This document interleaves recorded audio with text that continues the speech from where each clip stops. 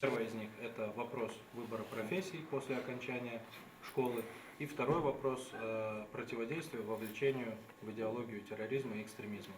Как обозначил помощник начальника управления Росгвардии по Ингушетии Аслан Исмаилов, на повестке дня две очень актуальные темы для учащихся 10-11 классов. Круглый стол в СОЖ номер 15 носит просветительский характер. Тем не менее, здесь нет ораторов с громкими речами и длинными докладами. Диалог военнослужащих управления Росгвардии со школьниками проходит в уютной неформальной обстановке. Вопрос-ответ, интересные истории, факты из биографии. И почему, например, Рамазан Мациев после окончания школы когда-то выбрал для себя Казанское высшее военное командное училище и связал свою жизнь с военным делом. У нас приехало 21 человек с Ингушетии, поступило только двое. Я и еще один мой товарищ, который сейчас проходит службу тоже на должности командира батальона.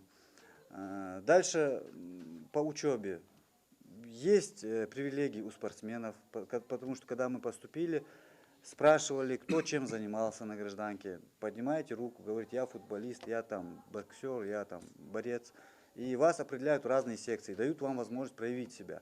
То есть вы можете там уже попадать в сборные там, по футболу, по мини-футболу, по бегу, по офицерским многоборьям. То есть много разновидностей, по плаванию. То есть все там развито. Кто из ребят до этого дня мог знать некоторые нюансы и порядок поступления в военные вузы? В частности, если говорить о выборе институтов, то войска Национальной гвардии располагают 4 такими учреждениями: Пермский, Саратовский, Санкт-Петербургский и Новосибирский институты Росгвардии. В каждом институте есть своя специфика и факультеты свои. Допустим, для Новосибирского образовательного военного института есть только командный состав и факультет специального назначения, то есть спецназ, разведку. Для Пермского рассматривают более такие специальности узкого направления, такие как артиллерийское вооружение, информатика, вычислительная техника, тыловое направление, связь, кинологическая служба. Сотрудники и военнослужащие управления Росгвардии по Ингушетии в рамках круглого стола, помимо поступления в ведомственные учебные заведения высшего образования войск Национальной гвардии, пообщались с учащимися и о противодействии экстремизму и терроризму. Молодых людей проинформировали о методах противодействия вовлечения молодежи в противоправную деятельность и проверенных источниках информации.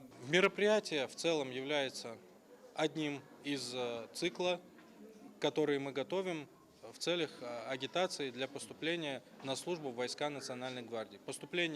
Видов поступления на службу, как известно, является довольно-таки много, но для учеников выпускных классов и старших классов средних образовательных учреждений наиболее актуальным является, естественно, поступление в военные вузы.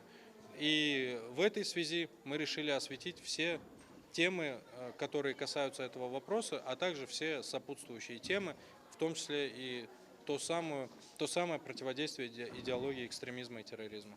Как подчеркивают школьники, узнали сегодня много нового для себя. Некоторые учащиеся, если ранее выбрали для себя высшее учебное заведение для поступления, не связанное с военной карьерой, то сейчас подумывают отдать предпочтение военным училищам. Военнослужащий, все объяснили подробно, мне очень понравилось.